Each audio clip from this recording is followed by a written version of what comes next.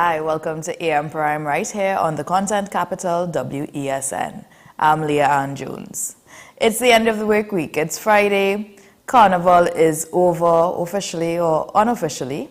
And I know many of you are reliving the moments that you would have had earlier on the road this week. It may be a bit of a bittersweet feeling of joy that we were finally able to be back on the road this year for Carnival 2023, as well as that sadness, that feeling of, it's over. What do I do with my life now? The Carnival season is over. There are no more fetes to look forward to this weekend.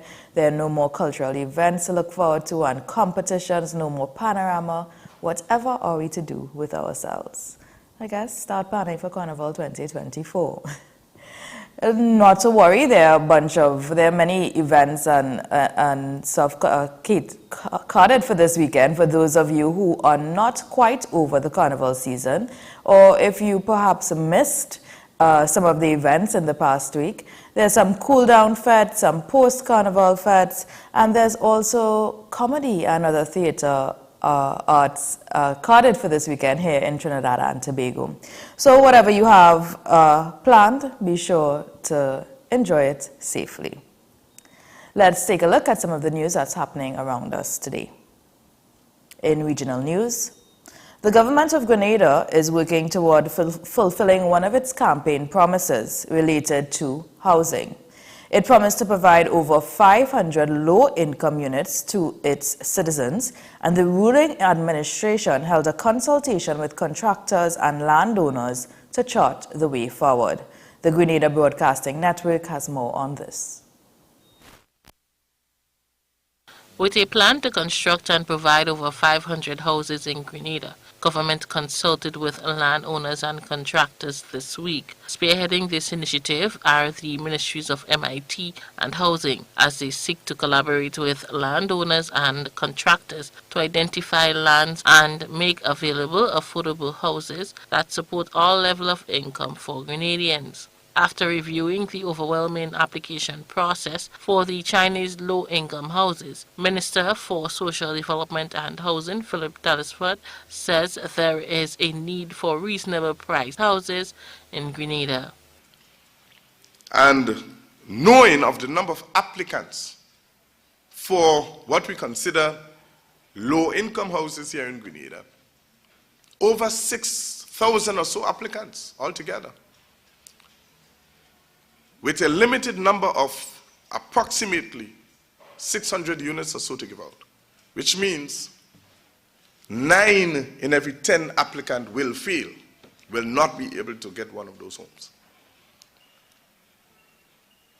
It also means that the demand for housing in Grenada is huge. Minister Telesford said the pilot project for this initiative will be done in the parish of St. John. He outlined some significant aspects of the project. So anyone should be able to request a home of their choosing, and we should be able to build it. And that is why you're here. You are here because we're asking for a partnership with you. And so today I greet and salute in our midst people from, well, what we call private landowners. Some of you are here. How do we approach this?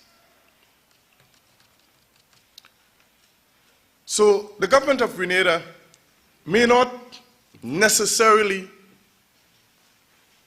build homes, but we may provide the enabling environment. We may wish to partner by way of putting in infrastructural works.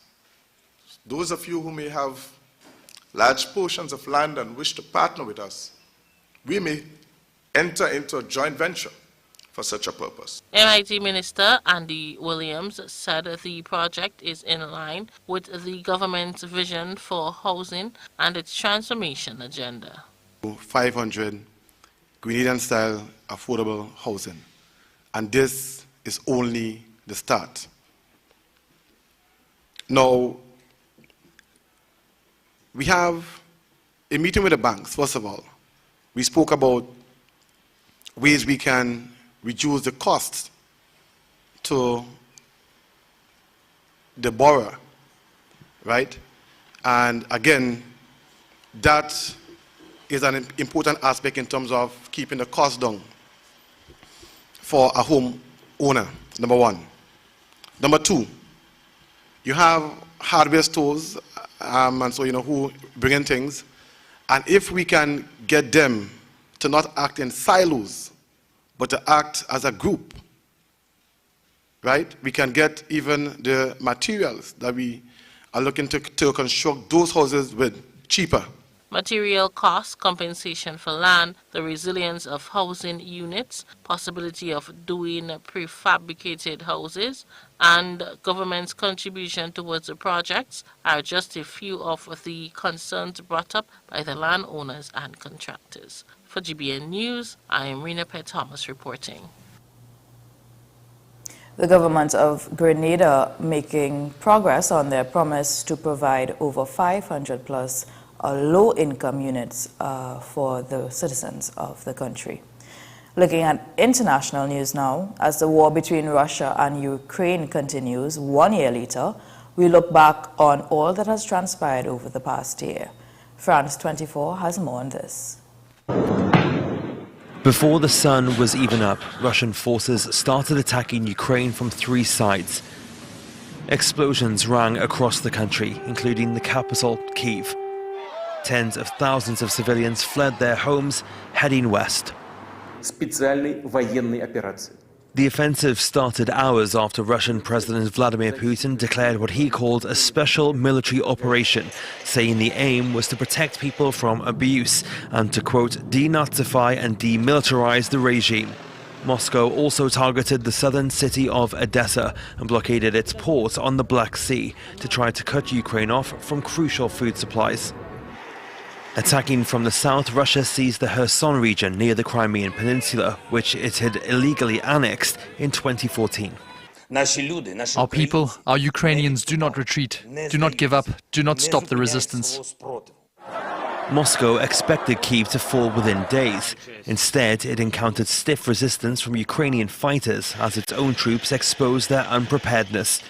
After weeks of fighting, Russian forces pulled back, leaving a trail of atrocities in their wake.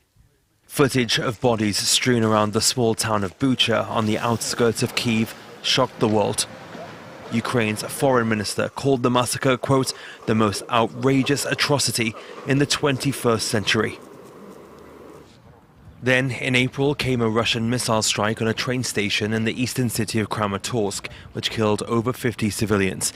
This as President Putin ordered a fresh offensive to capture all of the Donbas region. The Azovstal steel plant in Mariupol, where a days-long siege took place, became a symbol of Ukrainian resistance. Over the summer, the tide started to change. Ukraine recaptured Snake Island near Odessa, easing the pressure on the southwestern front. In the weeks that followed, its forces launched a counteroffensive in the east with the help of Western-supplied weapons and drones. They ended up recapturing several cities in Donetsk province. In September, pro-Russian officials staged referendums on whether to separate occupied territories in the Donbas from Ukraine. The votes were widely described as a sham, but Moscow declared the annexation of Luhansk, Donetsk, Kherson and Zaporizhia nonetheless.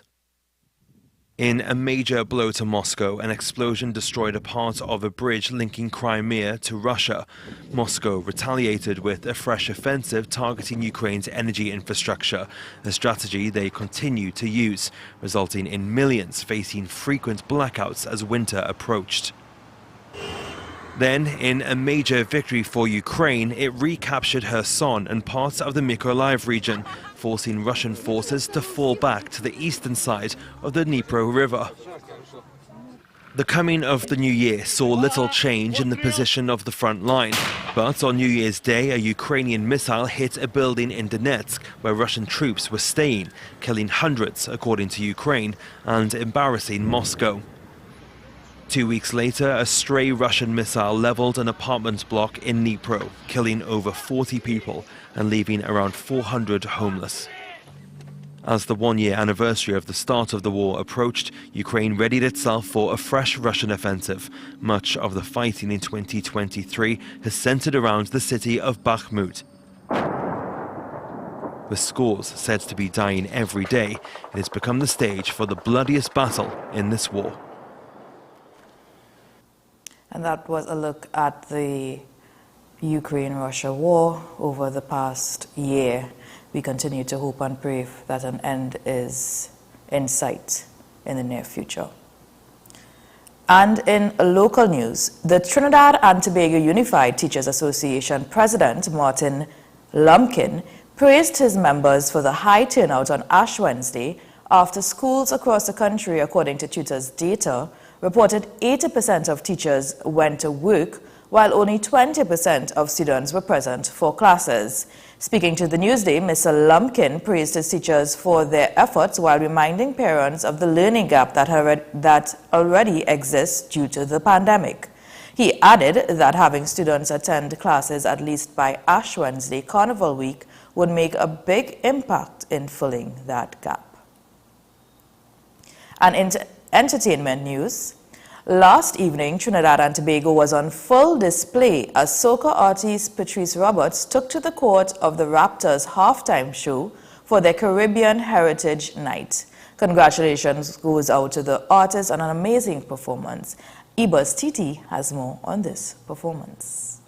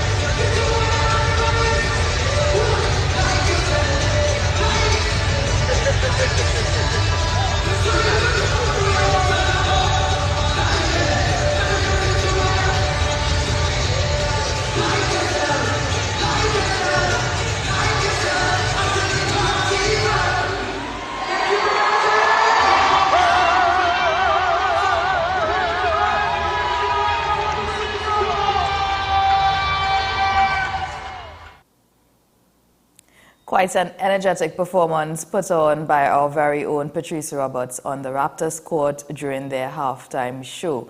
Patrice Roberts repping the red, white and black. You know, Trinis always put on a show wherever they go. She did the thing. Let's take a look at what's coming up in the show today. National Poetry Slam Competition 2023 is coming up, and we are going to hear more about the audition starting this weekend for that event.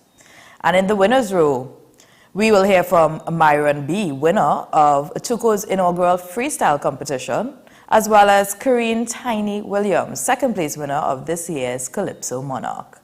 Stay tuned to AM Prime. We're going to take a quick break and come back with more.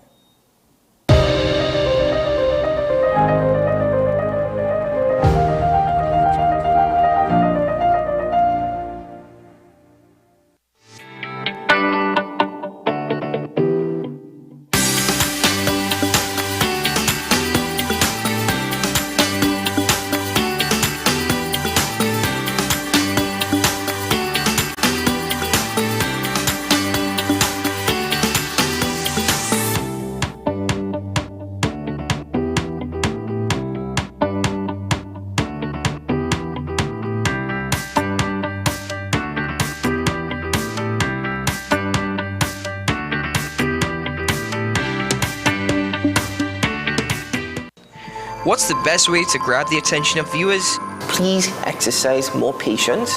You have to be kidding me. Doing what we do best. I'll say at the very least it's a conspiracy of laziness against the people. Join me, Keaton Shaw. And me, Sean Michael Small, for Talking Point. Weekdays from 8 a.m. to 9:30 a.m. We go in-depth on the trending issues and engage the most controversial newsmakers as we get them to account to the people for their actions. You can't go to the government with nothing.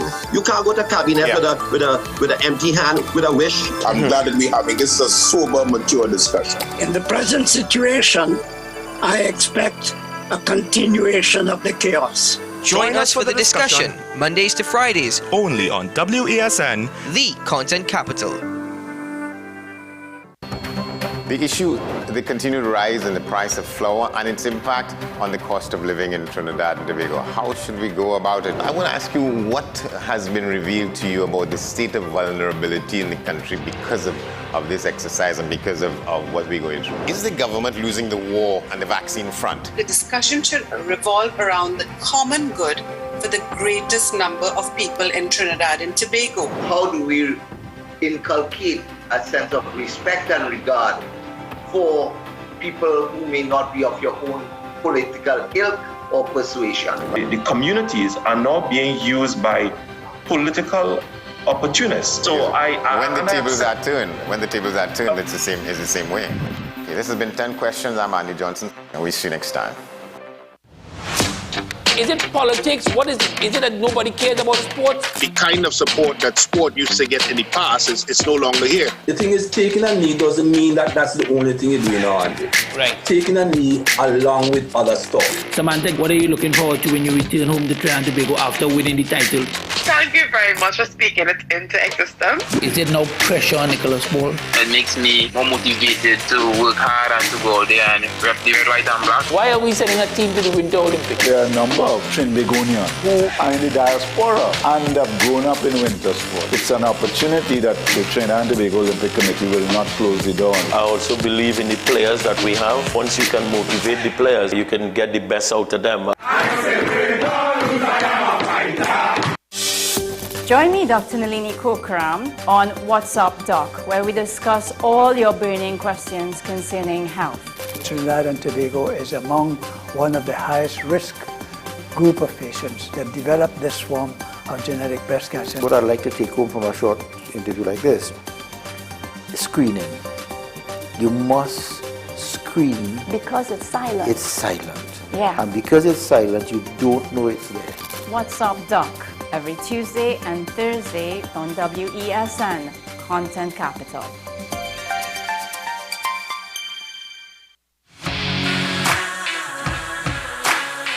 Every day, we communicate through stories. Stories of ourselves, our challenges, our goals, our experiences, and our aspirations.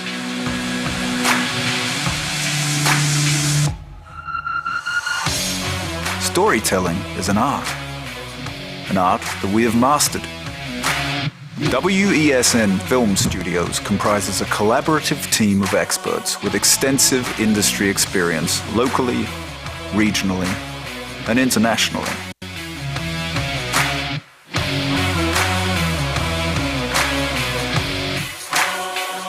The ability of your business to successfully communicate with your preferred audience depends on the strength of the stories you tell. Your vision should be communicated in a high-quality, professional, and creative way.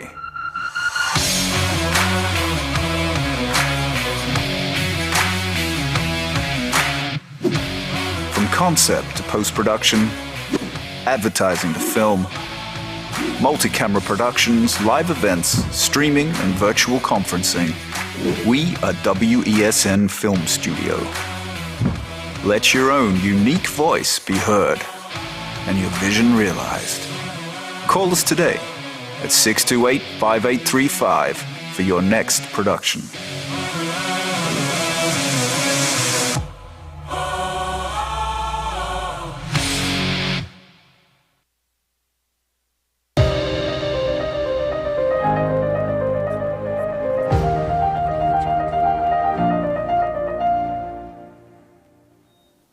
The 2023 installment of the First Citizens National Poetry Slam is set to begin this weekend, kicking off with auditions starting today. The hotly contested annual Spoken Word Championship has returned to its traditional pre-COVID schedule, leading up to the annual NGC Bocas Lit Festival running from April 28th to 30th. So joining us this morning to discuss Natural Poetry Slam 2023 and to give us a bit more details on the upcoming auditions is Atia Douglas, the project manager for the First Citizens Natural Poetry Slam competition. Good morning, Atia. Hi, good morning. Thank you for having me. Welcome and thanks for joining us this morning. Now, last year, 20 poets made it to the semi-final rounds because of the first two stages. Auditions and both semi-finals were broadcast on television only. In previous years, the slam competition had more poets advancing to the semi-finals because it was in person. Will the championship revert to its former tradition? Yes, so definitely. We are going to be moving forward with 30 semi-finalists this round because we are returning to the stage, as you rightfully said, and we are coming back to our rightful place as part of the NGC Bocas Lit Fest. So, of course, yes, auditions start today from Friday to Sunday, and then we will be hosting the semi-final rounds on March 25th, March 26th, to then go to the finals on April 30th.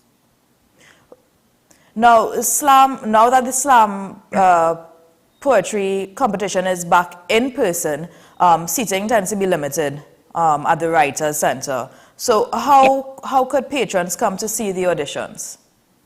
Great. So yes, we do have a few limited seats at the Writers' Centers whereby persons can come and view the show live. These tickets, they can access the show by virtual tickets. So if they go to the National Poetry Slam TT Facebook, Instagram, Twitter, they will see the link for one of our latest posts. They will see a link where they can obtain virtual tickets. There's just about 20 online for each day. However, we will be live streaming the event on our Facebook and YouTube platforms. So for those who can't make it in studio, for those who want to watch from anywhere, whether it's in Trinidad, the Caribbean, other parts of the world, we will be live streaming each audition every day as well. So there is still a virtual aspect to the event this year. We're continuing with the virtual aspect. That's great for the audiences that are not in the country. Would that be the same for the finals? So the semi-finals and finals will be live in auditoriums or performance spaces. However, we will be filming for a rebroadcast. So they won't get to see it live virtually or streaming anywhere just yet, but it will be rebroadcasted at a later date in the year. Understood. Now, joining us now is Miss Alette Liz Williams, and she's a marketing and media manager at the Bocas Lit Festival. Good morning, Miss Williams. Good morning. Good morning. It's a pleasure to be here. Thanks for joining us. Now, last year marked a decade of the slam. This is an incredible achievement for the art form. Tell me, what can spoken word lovers and enthusiasts look forward to this year? Well, as we enter a new decade in the slam and with our title sponsor, First Citizens, who's been with us for the first decade, we're looking at stepping more into our Caribbean identity and encouraging the spoken word poets to dig even deeper and see how far we can take this art form, which gives the biggest prize around the world, pretty much. This year, we're looking at, yes, continuing the hybrid format, but also looking at bringing back things that would have been pre-COVID traditions so that the audience can be and feel interactive with the actual rollouts of the slam semis and, of course, the finals after the auditions. And now that we're back inside of the festival lineup leading up to the Bogus Literature Festival from the 20th to the 30th of April, we can also see some integrations of things that are happening with the Bogus Lit Fest that reinforce the power of the oral tradition of the literary arts, which is what the Bogus Lit Fest is all about anyway. So they will be dropping little gems and little surprises in between, perhaps a workshop here or there for people who are interested in the spoken word art form. And of course, yes, back to being live and having the ability to snap or clap for your favorite poets. How do you feel personally, having seen the art form grow to such an extent over the last 10 years? I know you would have had some poets who would have been with the competition, with the slam competition from inception to now, and they're still there, whether they're working or they're performing. How do you feel personally about the growth of the art form? Well, it's really nice to see people coming back. So we've seen the growth of so many poets that have entered the slam, like our reigning champion, Alexandra Stewart. I mean, she would have given stories about starting off being very shaky on stage, even running off at stage once when she was very young as a teenager entering the slam.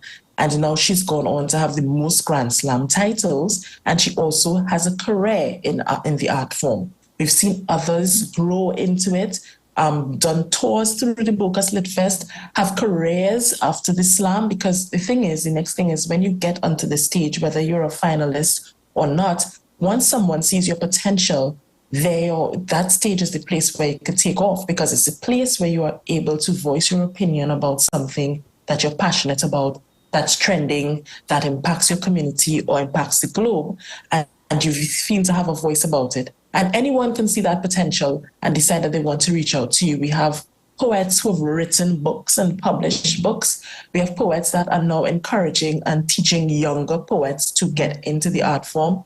So it's more than just them coming on stage. A competitive stage brings more eyes. And now that it's virtual as well, it brings an international viewpoint and perspective on the art form of this dot on the planet. And so all of those things make you feel a sense of fulfillment and an understanding that now spoken word is much more than just poets on a stage talking. It's political commentary, it's social issues, it's matters of the heart, and all of those things involved.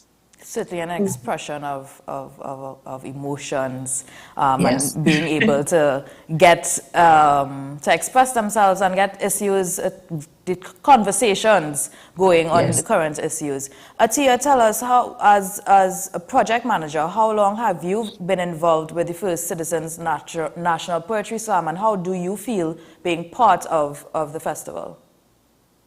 Sure, certainly. My involvement would have started around 2018, I think.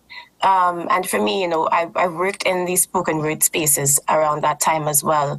And as Alet rightly mentioned, sometimes you see young people entering the secondary school spoken word slams, and then you see them advance to this big stage where they're able to hold their own.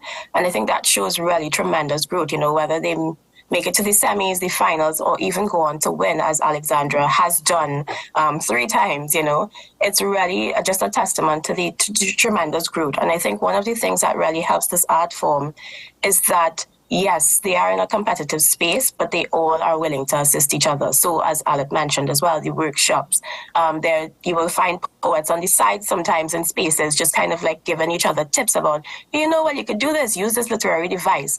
So it's a very collaborative space still where everybody is willing to give a hand to pull each other up as much as it is a competition, but they understand that the greater value of it is that Islam progresses, this art form progresses, of course, with First Citizens coming on board as a sponsor.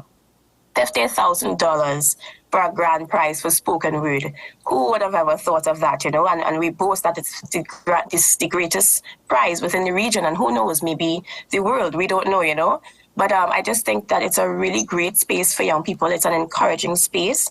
And for me, just to see how people transition and the topics that come out of young people is always just very astounding to me. It could go from very lighthearted to talking about service at a bank, to talking about potholes, to the very real things about gender-based violence, about, LGBTQI issues. So it gives space for a range of opinions and topics to be shared. And I think that's something to be really celebrated every single year. And speaking about young people, Alex, I don't know if this is for you. How would you say there's an avenue, yes, for the younger ones to start in the school-based competitions before they get to the slam? However, yes. How does a young person who may have something to say, in your experience, how does it happen? How do they get that incentive to start with poetry? Well, we have a few organizations, NGOs, that actually make space to nurture younger people, and toddlers and children who have the ability to show potential in oratory forms. So aside from the oratory schools, we like Atia was saying, some of these poets actually hold classes or have organizations like Darren Sandy has School Creatives, where he and Alexandra Stewart actually help and assist young people with learning the art form. And then there are organizations like the 2 Cents Movement that also create a space for a career in spoken word. And some of these young people transition into these spaces. So aside from that, I must say that Islam is also all-inclusive. So it actually doesn't have any restriction in age. We have right now auditionees coming in who are under 18, but also over 60. So this goes to say that it is all-inclusive, non-restrictive, no topic is off limits. Of course, we caution against things like hate speech and discrimination and so on, and expletives because we market this as a family-oriented sort of event and show. But there is absolutely nothing that restricts anyone. There is no person that came before that can't come back. We just need to see our people on stage telling their stories for us, for the Caribbean, for the wider community, which is our global community as well. So if anyone wants to come in and just throw their hat in the ring, even if you don't think you'll advance, just come, because your opinion matters and your viewpoint is important to our stage. Now, you would have released the information for the Natural Poetry Slam was released on the Bocas LitFest social media last week. And I imagine by now entries have started rolling in. Is there a cap on the number of entries that you taken for the prelims? No, well, we have a range. Generally, Auntie and I would know that usually we have a 80 or 90 to 130 amount of people that actually enter the slam. So we're really anticipating that, because within the first couple of days that we let it go, we started seeing a lot of people entering. And even now, there are persons still registering for in-person and virtual auditions. So we don't know if we'll surpass that record or if we'll stay within the anticipated number, but we are really anticipating that there are going to be 3 very lively and full events. And how does it feel being back in the physical space? Atia, how does it feel being able to be back in the physical space? I know we're doing a virtual component as well, but there must be a difference in being able to be physically there, have your audiences present, seeing the poets. How does it feel for you? It's an exciting time, to tell you the truth. Just that element of all the poets being able to freely interact in a space together, and you get to see the dynamics, you get to see friendships, forming throughout the competition as well, and that support, as I mentioned earlier. But to have an audience back is absolutely amazing, because we did miss that element. The crowd reactions, as Alat mentioned, the snapping, the clapping, the noises, people reciting people's lines, because, sometimes the audience is there practicing sometimes with the poets, so they know what's coming next at times. I think it's really unmatched to have that physical space back for us. I'm really looking forward to the semi-final round and the final round, of course, where we get to just have that mass body of people together again. Just even the congregation before the show starts, all of those things really add to the energy that is the First Citizens National Poetry Slam. So I think we are all glad to have it back here. And how does it, is there a theme for this year's slam competition? Well, we're starting off with the stage is set for your story. Will you step up? That's what we're going to run throughout this one, because coming out of COVID, even though we've mentioned it so many times, we're post-COVID, new normal, all of these things, the truth is that many more stories were created and developed during that pivot period. So we know what we were before COVID, we know what we transitioned to during COVID, and that we've remained strong for a decade. And now that we're going into the new decade, we want to start encouraging more embracing of the Caribbean identity, more embracing of our voices, more embracing of the opportunity to share your opinions on a larger stage. And so we're inviting people, come and share those stories as well. So we know what you went through. But you can also share stories of others and share stories that you'd like to have out there as well, perspectives for people to learn about and to decide that they would use to make different types of change. Now it's about storytelling and giving people of your passion, or giving people of just what's on your mind. So that's why we're saying that it's the stage this year is set up for your story. So step up and tell us what's on your mind. Now, tell us, for those poets or even the man on the street who think he's capable and he wants to throw his hat in the ring, how you mentioned virtual auditions as well. Tell us how persons can audition for the National Slam Poetry Competition. So you have to be a little tech savvy. Let me just put that on. Anyway, we have our links on all of our social media. That's National Poetry Slam TT on Facebook, Instagram, and Twitter. So all of our posts have the link, and even the link in our bio has the link. Then there's also the Book Us Lit Fests website, social media, Facebook, Instagram, and Twitter. Just type in Book Us Lit Fest everywhere, and you will get it there as well, because the Book Us Lit Fest is, of course, managing the slam. And then you can go to the Book Us Lit Fest website and go down to the First Citizens National Poetry Slam, and you will see all of the information on that webpage as well. Outside of that, you really need to use that avenue to get in, because that's where we're getting all of our information so that we can populate the back end for this great show that starts this evening, tomorrow, and ends on Sunday.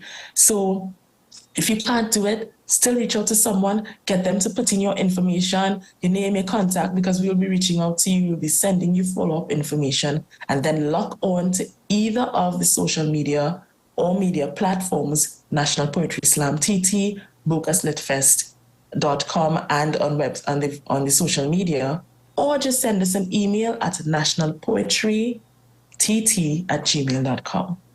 Thank you. Now, just for those, before we wrap, just for those who may not know or may not be aware, after the auditions this weekend, what are the next steps before we get to the semi-final and final rounds? Let's share the great news. So, of course, we are going to close off the audition round on Sunday. After that, our judges will be deliberating, and we hope to have results out of those persons who will be advancing, those 30 young people, or people of all ages who will be advancing to the semi-final round. As I mentioned, that's on March 25th and 26th. The location is to be confirmed, but that will also be out very soon. From there, we will have about 15 young people, I don't know why I keep saying young people, 15 people advancing to the final round and to, of course, meet Alexandra Stewart. The question is, will Alexandra hold the crown again for a fourth title? It's still left to be seen, but that's the process, more or less, yes. Thank you. So just to reiterate, you said we're going to auditions this weekend. That ends on Sunday at, what time was the cutoff? Sorry? So it's Sunday, it's from 1 to 4 p.m. Yes. Right. Okay. Thank you so very much to Miss Liz Williams, Marketing and Media Manager at the Bocas Lit Festival, and Mr. Tia Douglas, First Citizens National Poetry Slam Project Manager, for sharing with us a call for auditions. They're starting today, running through Sunday for the National Poetry Slam 2023. And for updates on upcoming Bocas Lit Fest and the First Citizens Natural Poetry Slam, be sure to follow Bocas Lit Fest on Instagram or Twitter and Facebook, and National Poetry Slam TT on Facebook, Instagram, and Twitter. And also to sign up for auditions, you check out their pages and their website at www.bocaslitfest.com/youth/writer award. Did I get that correct? That should have been Poetry Slam. So thank you for reading that out. Right. So you can tell us, please. You can read it out for us. So you can go on to www.bocaslitfest.com/poetry/slam. It's poetry/slam, sorry. Great. Got it now. Thank you so much for clearing that up. We are going to be, thank you so very much for joining us this morning. We look forward to a great event this year, 10 years. It's entering a new decade, as you said. All the best to yourselves and to the contestants. Thank you. We're going to take a quick break and come back with more here on AM Prime.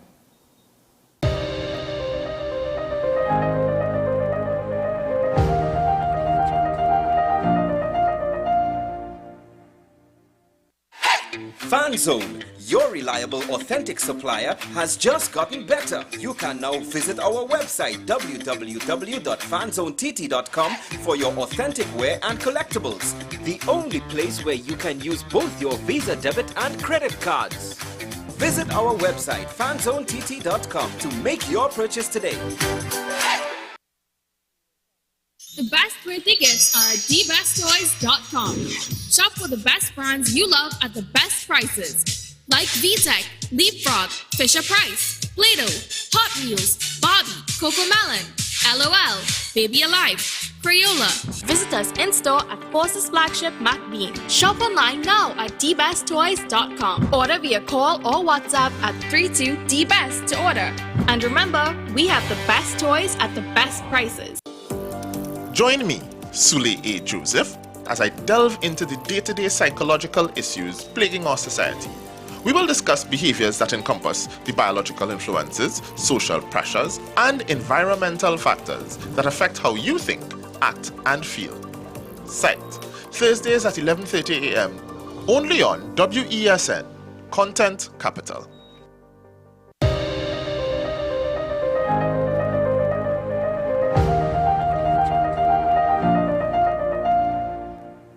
We're back with some more regional and international news ahead of the news at the top of the hour. We head to St. Lucia. UNESCO is providing $50,000 towards a special project to honor the legacy of St. Lucia's Queen of Folk Culture, while also promoting steps to make Creole an official language of St. Lucia.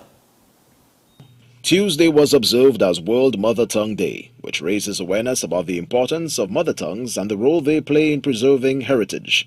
Fittingly, on this day, the Monsignor Patrick Anthony Folk Research Center Place wesn project under the theme Bridging Heritage and Livelihoods received a financial shot in the arm. A check of $50,000 from UNESCO will help bring the seminal work of the FRC in advancing St. Lucia folk culture to life, with patron Cessan Descartes as the symbol. Chair of the Folk Research Center, Ember Charles, argues that formalizing indigenous languages in every aspect of life is a practical rather than abstract function. There is some element of utility and functionality of the language not just to promote and preserve culture, but it's a means of communication. It's a means of supporting governance. Lots of people can't participate fully into development because politicians and policymakers don't speak their language. And I think it's important that we celebrate language on a day like today to keep it on the front burner, that people do not just relegate it to just giving jokes and informal conversation, but it has a place in our development, and we will continue as an organization to advocate for the official recognition of Creole as a language in St. Lucia. Monsignor Dr. Patrick Anthony, a noted exponent of the Creole language and culture, extolled the efforts of the late Cessin Descartes in promoting St. Lucia's heritage. For him, it's no different than the noble contemporary undertaking of the FRC. Activists hope to manifest the long overdue museum out of Cessin's beloved Monrepo home to not only immortalize the cultural figure, but sustain the essence of St. Lucia's heritage through the ages. And if we have a museum where we can really big up not just Cessin, but all our cultural heroes. In fact, one of the dreams I've had of being saying if I say something like that, we don't have any heroes park, cultural heroes park in St. Lucia.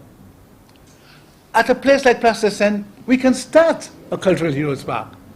So when students go to visit Cessin's place, they will see something about a mighty Pele. They say, who is Pele? Pele is Calypsonian. You know? They will see a Rameau-Poléon. So all of our folk heroes, Liza Maxwell, we can make a sort of a folk heroes park around Cessin's place. So the museum is not just a museum, but it becomes a whole place, where students can go, where tourists can go. And of course, there is so much cultural industry that can develop around that. National Coordinator of the St. Lucia National Commission for UNESCO, Marcia Symphorian, reiterated calls for policymakers to embrace multilingual education to allow children to be taught in their mother tongue. For UNESCO, official linguistic status for second languages ties in with the goals of the Place Cessin project. This commitment to the preservation and promotion of our cultural heritage is at the heart of this wonderful initiative conceptualized by the FRC, and I am very pleased to announce UNESCO's support for this project through a donation of $50,000 towards its implementation. Funding for the project was secured under the UNESCO Participation Program and is the first of 4 cultural projects which we will be implementing this year. This project, Bridging Heritage and Livelihoods, the Place Cessin museum proposal, seeks to provide the resources necessary to commence the establishment of La Place Cessin in the community of Monrepo as a model for sustainable and resilient community-based small museum in the Caribbean. UNESCO says it's pleased to make the financial contribution as well as provide technical assistance and expertise in collaboration with the FRC on the special initiative to commemorate St. Lucia's Queen of Folk Culture. The presentation and observance of Mother Tongue Day also dovetails with the start of the UNESCO's poetry competition. Some details there on UNESCO's financial contribution to a special project to honor St. Lucia's folk culture and Creole language. Internationally, Israel launched airstrikes on Gaza targets in return for rocket fire from the Palestinian enclave on Thursday, a day after the deadliest Israeli army raid in the occupied West Bank in nearly 20 years. 11 Palestinians, including a 16-year-old, were killed and more than 80 wounded in a gun battle on Wednesday after Israeli troops raided the city of Nablus in the occupied West Bank. For more on the rapidly escalating violence in the Middle East, France 24 is joined by Shlomo Sand, Emeritus Professor in the Department of the History at Tel Aviv University. Let's get some more analysis now. We can speak to Shlomo Sand, who is Emeritus Professor of History at Tel Aviv University. Thank you very much indeed for joining us, Professor. First of all, just tell us what happened this morning. What's your understanding? it's something that continue to recreate it and recreate it, conflicts. You know, it's unbelievable that a few weeks before the Ramadan, the very important Ramadan, we started a kind of a new intifada, because it's become more and more serious, and nobody see why Israel did this attack yesterday to evoke a reaction in Gaza.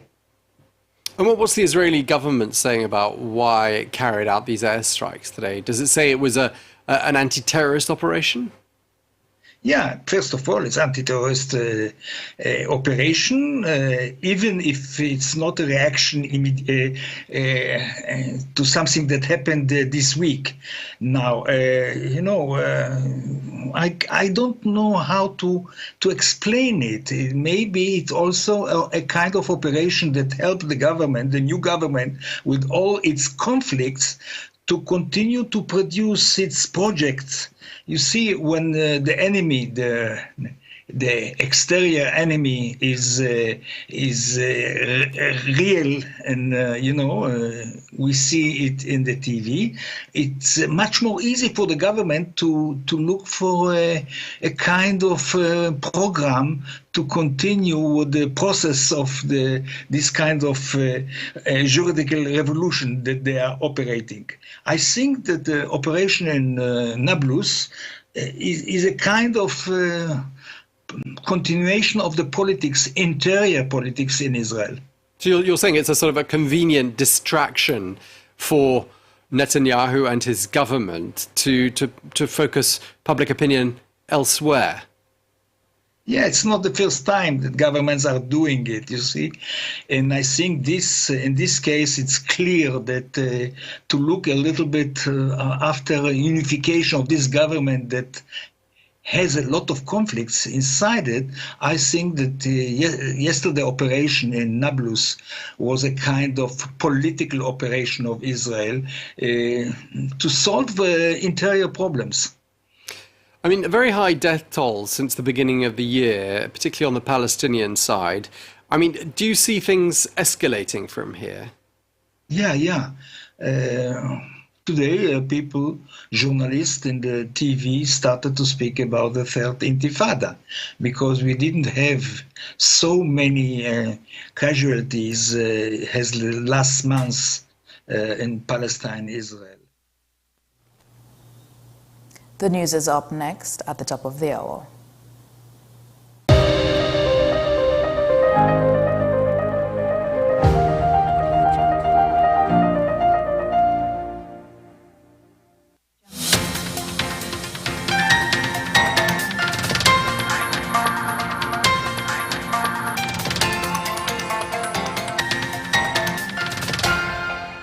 Here's your WESN News on the Hour. I am Denise Martin. Thanks for joining us. Here are the headlines. Tutor says teachers present, but students continue to stay away. 11 held, 2 AR-15 rifles and ammunition seized. Former Energy Minister weighs in on government's plan for refinery. And internationally, power outages and travel disruption continues across the U.S. Now for the details. Tutor says teachers continue to turn up for classes, but the student turnout remains low.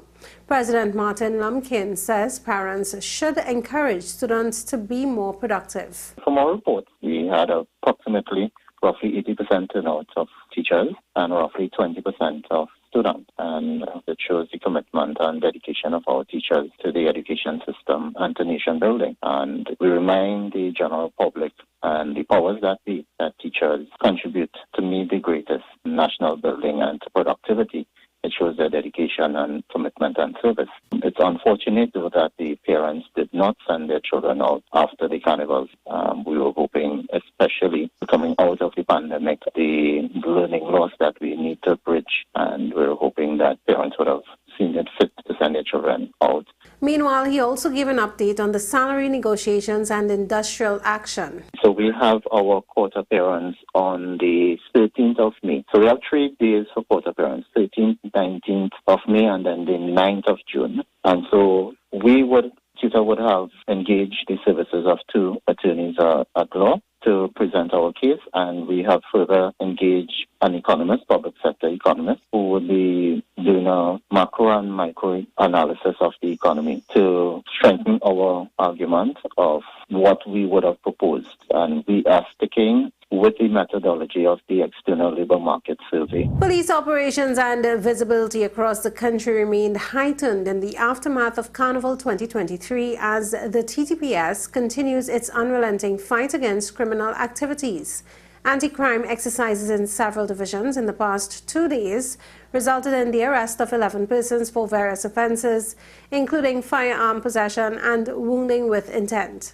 In the Northern Division alone, officers searched a vehicle and found 2 AR-15 rifles with 2 magazines, 1 Glock 17 pistol with a selector and 2 magazines, 1 Mac-10 machine gun with a silencer and 1 magazine, along with 52 rounds of 5.56mm ammunition and 49 rounds of 9mm ammunition.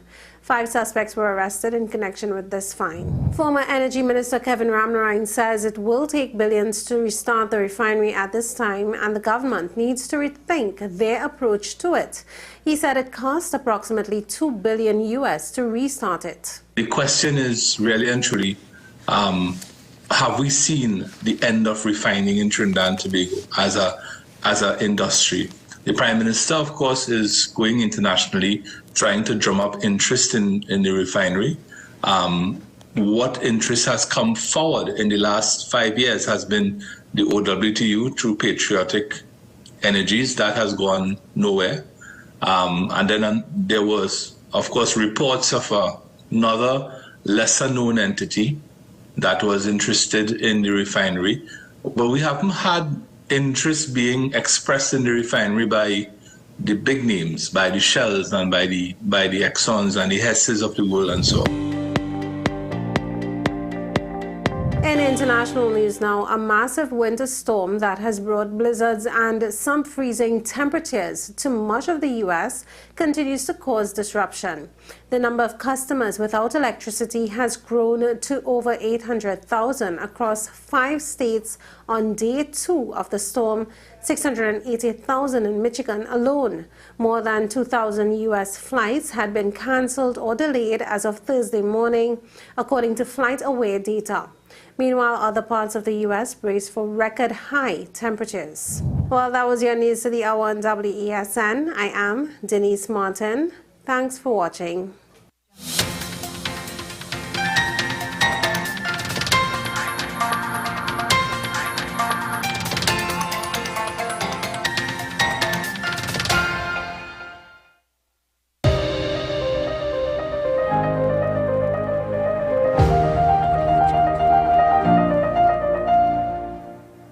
Joining us now via Zoom is this country's first freestyle championship winner, Calypso Knight, formerly known as Myron B. Good morning, Mr. Bruce. Good morning, Trinidad and Tobago and the wider world. Congratulations and thanks for joining us this morning. Thanks for having me, definitely. Now, before we get into Tuco's inaugural freestyle competition, tell us about the rebrand of Myron B. Why the rebrand? How did it come about? It was long in coming. We had a look at the entertainment landscape. We had a look at where entertainment would be in the next 25 years. And everything was shifting into the digital space. We looked at what an international or somebody who's not familiar with Trinidad and Tobago and our culture, or we should say markets or diasporas that not familiar with our culture, what would their first impression be when we start putting music out into the space? And very early on, this was like 2009, somewhere about there. Very early on, we identified that there would be a need for a rebrand if we want to be able to easily represent the culture and the music that we are producing. Because when the music hit, let me say Zambia, and people ask, who or what is Incredible Myron B? What does he do? What is he singing? What is this music? Right? We wanted to make it a lot easier for people to identify the work and identify the the projects that we would be putting out. Also, I mean, I should say, by just hearing the name, when they hear Calypso, at least it starts to put you in a very specific lane of focus. We also looked at the becoming, or I should say, transitioning from traditional entertainer to also incorporating what we refer today as being a digital creator, which is creating content exclusively for digital platforms and digital consumption, which is totally different from the traditional entertainment work that we would have done musically and visually. So when we looked at that, the best thing that we came up with is a name that would represent Trinidad and Tobago, our culture, our music, that someone could hear and say, oh, this is Calypso, let me take a listen. Right? Or here's Calypso, oh yeah, I love Trinidad and Tobago. And that basically was part of the main reason for the rebrand. And how successful has a rebrand been, especially this year coming back into the carnival season, or the physical carnival season, I should say?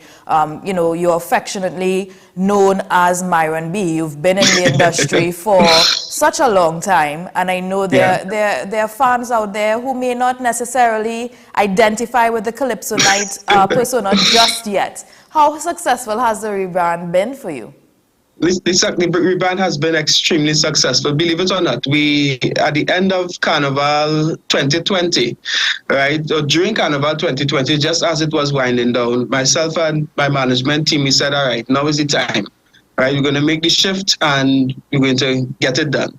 And bam, we get the pandemic, right? And believe it or not, during the pandemic, we had the intention to roll out what we call the extempo news, right? But before the pandemic, and under the Calypso Night brand. So we decided, okay, we're in pandemic. Instead of trying to confuse the people, we'll do a soft rollout of the transition, and we actually released the extempo news series as Calypso Night, right? I mean, after being in the industry for 20 plus years, of course, there are people, diehards, that would know and identify as Myron B. And nothing wrong with that, right? The idea is to now reach out to new markets and push the culture into new spaces. Thank you. So let's move into the freestyle competition. This was Tuco's first inaugural freestyle competition. Tell us a little bit about the concept, the idea behind the freestyle competition. Right. Well, the freestyle competition was built to bridge the gap between the traditional, I don't want to say old, but the traditional and the younger audiences. We have had a situation where, or there exists, I should say, a situation where young people or younger practitioners feel alienated and excluded from the carnival space and activities for more reasons than one, right? And the freestyle competition was one that basically opened an avenue for the younger entertainers, or the entertainers that perform a different style of music, not necessarily younger, right, to come and get into the national space. We have a situation where there are a lot of young people that come out to the extempo preliminaries. What a lot of people know, the extempo preliminary show is 1,000 times more entertaining than the final night show, which is, premium class entertainment. And we have, out of, let's say, 7 of us go to the final to meet the reigning champion for extempo. And we would have no less than 25 to 30 entrants in at the preliminary stage. So the competition is actually very stiff at that level. And a lot of the younger freestyle artists come out and try their hand at extempo. And the Tuco executive contender must commend him for having the vision to put it together with the team that actually put on the competition. When he called, it was a very short notice type of action. So when they called and they said they were going to do it, I said, you know what, I'll throw my hat in the ring, because we want this to be a success. We want to create this lane for the younger entertainers and entertainers that, are into that style to come on stage and also change the dynamic of the show that we put on the final night. So the freestyle championship competition was off the bat kind of concept that it came up with last minute that you decided to have this year, to have take place this year. Yes. Just to clarify, it was a late call. It was a late call, right? Just to clarify, it's different. The freestyle championship is different or separate and apart from the extempo competition.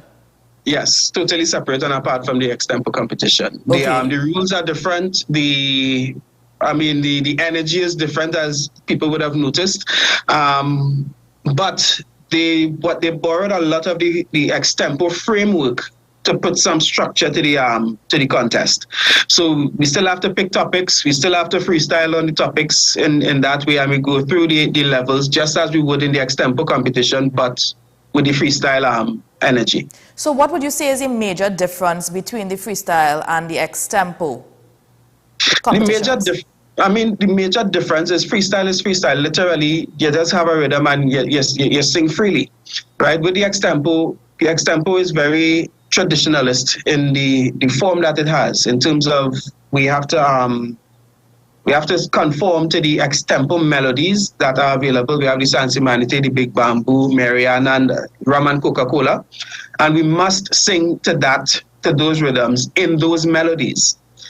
On the freestyle side, they just play a rhythm, and whatever melody you come up with, whatever style, if you have a rapso style, if you have a dancehall style, if you have a calypso style, you can just freestyle in your own way with your own unique identity. That's one of the differences. On the other slightly difference is that the topics coming out of the box are very topical, but they are more in sync with the generation that would be into freestyle. Extempo, of course, we deal with national issues, hard topics, funny topics, playful topics. On the freestyle side, well, from what we would have seen, they did a lot of they paid attention to the demographic that we are targeting, and the topics coming out of the box was more in sync with that youthful vibe and energy. So still a matter of picking a topic to freestyle on. However, the freestyle, whatever melody, however you want to sing, according to the beat that you're given, you go ahead with. And you can switch it up. From what I viewed, it can be switched up. You don't have to stick to that particular style. Yeah, you mix it up and you have fun. Also, the judging criteria is different as well, right? What the judges would look for is totally different to what they would look for on the extempo side, right? They're looking at flow, they're looking at how smooth you are, how crafty you are with the lyrics, and how well the audience would respond to your bars. Is there a sort of audience voting, not necessarily voting or audience, a reaction component to the freestyle judging? Well, I wouldn't say a component quite, but the crowd response does carry a hefty bit of marks on the judges' score sheet. I think more so at the preliminary stage. Now, you would have mentioned that the freestyle competition was really born out of a need to get more of the younger artists involved. Was there a great number of the more traditional or the older, the more senior artists involved in the freestyle competition, or was it strictly at a certain age group? No, it was strictly, a lot of the senior guys shied away from it. We had a lot of young people. I think at the preliminary stage we had, could be like 24, 25 entrants, right? As far as I could remember. And most of them were under, let's say, 35. Okay. Tell me quickly before we move on about your experience in this competition, and especially as it pertains to that the final round where you went up against Preety. That was the final round. Tell us about the experience you've had. Well, it was fun, right? Coming out of what a lot of people would not know, that this is where my career started, right? I should say I started in entertainment. I started as a freestyle artist way back in the 90s. And coming into the entertainment, the opportunities that were available were in calypso and comedy and extempo, and I just grabbed them. So the freestyle thing was, it was just a lot of fun for me to go through the rounds and go through the stages and, express myself in that way. Right, on the national scene. The final night, the final engagement, that was fun as well, right? Preety came and he gave a very good account of himself. Now, what a lot of people may not be aware of is that Preety would normally come and throw his hat in the extempore ring, right? And a couple of times he came very close to making it to the final, but it just didn't happen for him. So he is what you would want to call a seasoned campaigner in the freestyle space, right? In addition to his successful soca exploits and so on. And I mean, on the final battle, it was literally free for all, right? And I mean, we went in hard, right? And I came out with the victory. Thank you. Hopefully we take a look at that video later on in the show. Now, yes. Myron, you are the 6-time national humorous calypso monarch. Now, extempo, there are 3 different competitions that take place under that extempo genre. There's the extempo competition, the freestyle championships competition, and the national humorous calypso monarch competition, of which you are 6-time winner. You're also the 2018 national extempo champion. And in an interview at the end of last year, you would have been quoted as saying you're determined to drag the traditional mother genre into the digital era. And you've done just that with the creation of your own digital marketing agency, ICNTT, yes? Yes. Tell us a little bit about your digital marketing agency and how you came about with the idea of creating this agency. Well, I started an entertainment and advertising production company in 2004, right? And we did a lot of advertising and entertainment and art production work, music videos, ads, jingles, that kind of thing.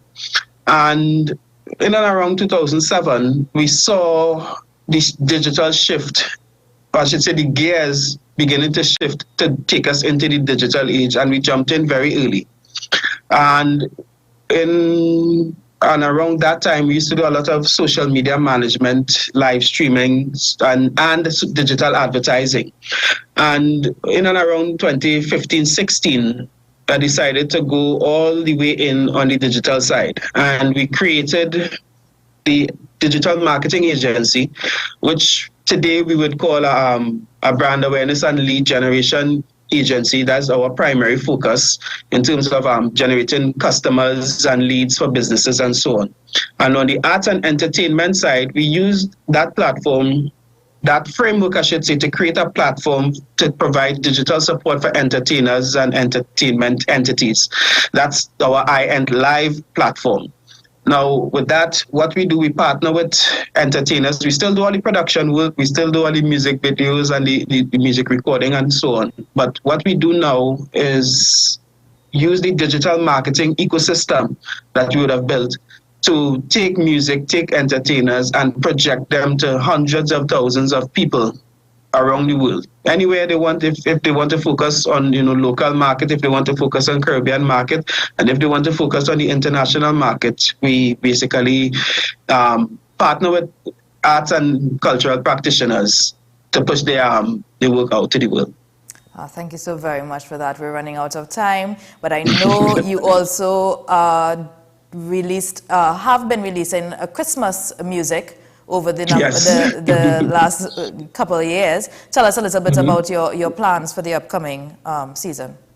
Well, ironically, this year I'll be celebrating 20 years in Soca Parang, right? And so this year we are actually planning to do it a little bigger this year in terms of the concerts and the shows that we would normally do during the Christmas season. So look out for that. We'd also be doing another 10-year celebratory album that we would be releasing very soon. Well, I mean, at the appropriate time. And I mean, that's just to continue putting in the work, putting out music. We have, I think, maybe like 3 EPs and an album, well, 2 albums to release this year. So we have a lot of work backed up for Calypso Night that we are now ready to start rolling out. So it would be a nice, fun-filled, entertaining experience for Trinidad and Tobago and the friends and fans of Myron B. Calypso Night. And as we, of course, feed the local market and start projecting ourselves into the global space. Thank you so very much for your time, Myron Bruce.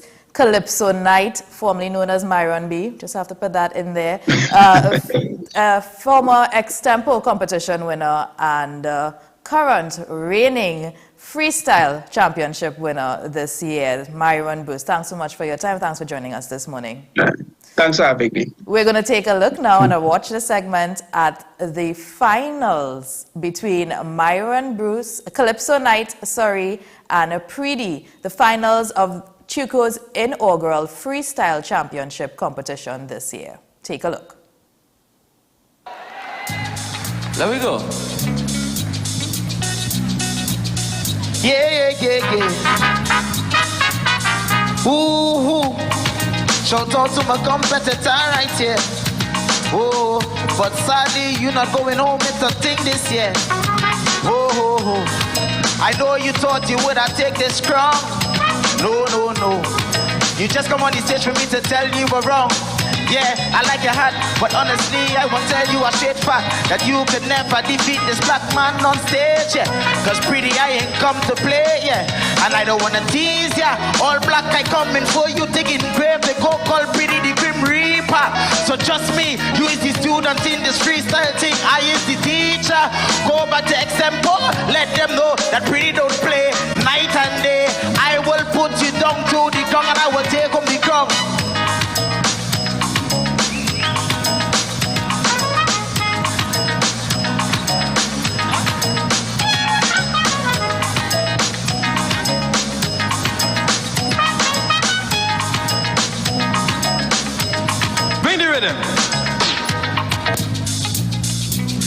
Well, Preedy, I realized the rhythm and the song was playing and you're just like you're done. Like you run out of lyrics like just them gas, them car who don't have none. Right now I'm telling you I'm not playing slips. Me, I taking no licks from no man with hips. I telling you straight up, watch at me. Nobody crossing the river with pants there, you see. Let me tell you this, I must let you know me, I letting this loser beat me. So they call me Incredible Calypso Night, and I go and deal with this man tonight. Preedy, let me tell you this, I have to tell you straight. In case you don't know and I just can't wait, I'm telling you right now the lyrics but I spit. I hear you was the man Watson Duke was with. And in case you don't know this for sure, don't ever come on the stage like before and talk no nonsense anywhere you go. Because I'm the man they call Calypso, and in the freestyle thing I will let you know. I'm telling you straight up, it is a fight because I'm beating this Bmobile tonight. And when I tell you this, now listen to me. I'm busting lyrics now in plenty. I'm telling you right now, me I having fun. I'm going and sing until the rhythm done. I'm telling you right now, me I catching kicks because I'm full of plenty lyrics. I'm telling you straight up, this ain't no fun. When I start to sing, my gas get done. Oh. Yeah. Ooh. Shout out the camera crew. You know how Preedy does do. I see that freestyle was cute, like you like on the bed. Let me tell you, you're real kinda shaky. But trust me, I'm not going on bus. You can call me Snaky. Yeah, it was cute. You lie down on the bed, I call you Watson Duke. But trust me, you couple me on IG. You're tracking woman and you can't stop me. Listen to Preedy. You see you is the past. And in the freestyle thing, you come last. Because you know that I'm doing it fast. Yeah. You staying through me like glass. Yeah. So I know that your friends in the crowd not see me as the new generation. But I'm freestyling and in this thing I'm so amazing. Cause I lyrically blessed like a thesaurus. I the best of the best like a dinosaur. I'm too loud, I'm too proud and I do not play. So hear what you say to me. Listen, you only watching my hip. I'm licking a lip, I not like that. So please step back with the shiny shirt. Yes, you only watching my pants, but your pants I too. So I don't know what you're trying to do to me. You is a brother and I's a brother, but trust me, you can never defeat me. The best of the best, like the sun rising in the east, so understand. I don't let you know, Mr. Man, you can't defeat this black man. You better just hit the road, because you couldn't win in next tempo. I know you. My goodness, Lord of mercy.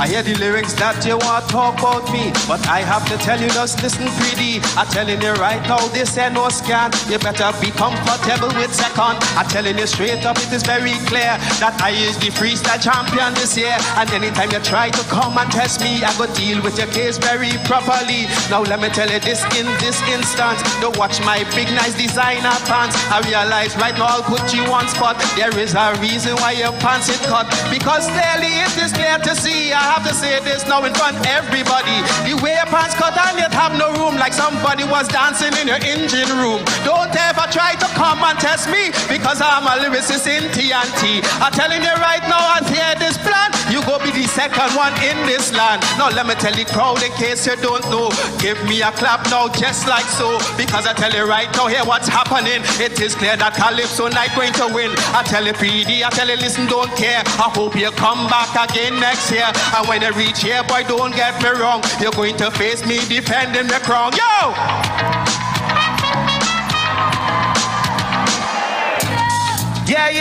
Yeah. Honestly, that was nice, but brother, you don't lose the fight. I realize you bring the crowd tonight, but honestly, that is what I like. I've been an underdog, yes, my whole life, so you know that pretty know how to fight. I go tell you your first verse was nice, but the second one was little shaky. Your song just like steaky. You're making this too easy. All you want to believe me, let the rain falling, they're gonna cut my mic, cause you know pretty, I come here justified. They go call me the Viking, cause when I start to drop thing, they go say that I had the key, yeah. You could do this extempo thing, but you can sing like pretty, yeah. I don't know what to do, you like this, but you look nice, but not in my likeness, because you know that I just vibing, yeah. It's good vibing, it's freestyling, because you know that I run things, cause they go call me Bungie when they see me on stage, they cannot stop me. And even your wife, you go want to watch me, cause she on the phone, say she love pretty, and she listen to the music night and day. She like to hear when the champion play, because you know when the money on the ground, I go make a gal a bend down as that roll, yeah, out of control. When you see pretty start to touch road, rain falling, but you know I'm not bust, cause you know that pretty be can't stop. So when they're ready for me, rhythm. All you give me a hand, I'm going and beat this man in the rain, and you know that I won't complain. Clearly, all you could see which one is worse. Pretty come here sing and rehearse verse, like he don't understand with you this style. This is the thing that they call freestyle. Any lyric that you bust, listen young man, you better bring it from your head and not from your hand. Don't bring no lyrics that you sing last year and come on the stage and sing this year. This is the freestyle, I must complain. I'm busting the tail right here in the rain. I'm going to take a dance and I'm going to take a wine, because this championship is mine. Everybody there inside the grandstand, let me see all your raise on your hand, because all you're going to crown the champion of the freestyle competition. I tell you now, everybody here inside the grandstand, I just want all you to raise on your hand, because all you're looking at the one. Master lyricist Myron B. showing them how it is done at the Freestyle Championship Competition Finals this year, Carnival 2023. What an amazing talent. Pretty Akeem Chance did give a valiant effort. He had a fighting chance. He was good, but Calypso Night he took it away with the champion, the Freestyle Championships crown this year. Chuko's inaugural freestyle competition. We hope to see a lot more coming out of that Carnival 2024 and beyond. That's how we wrap the show this morning. Thanks for staying with us this week. We hope you had an enjoyable and safe Carnival. All the best, and take care of yourself this weekend. Stay safe. Continue to enjoy the upcoming events. Be sure to look out for Keaton and Sean. They're up at the top of the hour with Talking Point. Check us out on all our socials at WESNCC. And for interviews, be sure to email us at amprimewesn@gmail.com. I am Leah Ann Jones. You're watching AM Prime here on WESN. Have a great weekend all. See you again on Monday.